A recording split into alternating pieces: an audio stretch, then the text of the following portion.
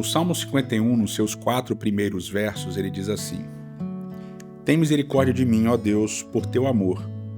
Por tua grande compaixão apaga as minhas transgressões. Lava-me de toda a culpa e purifica-me do meu pecado. Pois eu mesmo reconheço as minhas transgressões e o meu pecado sempre me persegue. Contra ti, só contra ti pequei e fiz o que tu reprovas, de modo que justa é a tua sentença e tens razão em condenar-me. Esse último verso que a gente leu, o verso 4, ele é citado por Paulo no livro de Romanos, lá no capítulo 3, nos primeiros versos também. Lá diz assim, nos 4 primeiros versos do capítulo 3 de Romanos: Que vantagem há então em ser judeu, ou que utilidade há na circuncisão? Muita em todos os sentidos, principalmente porque os judeus foram confiados às palavras de Deus. Que importa se alguns deles forem infiéis? A sua infidelidade anulará a fidelidade de Deus? De maneira nenhuma.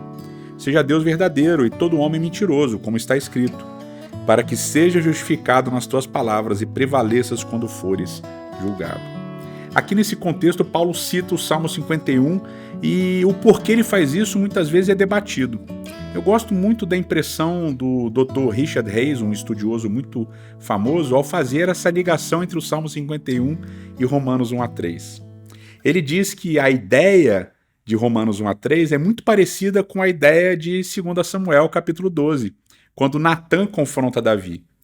Então, o início de Romanos 1, quando Paulo fala da imoralidade dos pagãos, é como se fosse Natã contando para Davi a parábola da ovelha, que Davi fica indignado. Então, ao contar a parábola da ovelha, Natã está expondo a ideia de injustiça. E Paulo faz isso no primeiro capítulo de Romanos. Só que aí no capítulo 2 de Romanos, no verso 1, Paulo diz assim, capítulo 2 de Romanos, verso 1, Paulo diz assim: Portanto, você que julga os outros é indesculpável, pois está condenando a si mesmo naquilo em que julga, visto que você que julga pratica as mesmas coisas. E aqui no capítulo 2, verso 1, é como se Paulo fizesse o que Natã fez com Davi. Expusesse, dissesse: Você está indignado, Davi? Você está nervosinho aí com essa injustiça que foi praticada nessa parábola? Pois é, você é o injusto. Você é o cara que fez isso. E aí Davi se desmonta ali, reconhecendo o seu erro.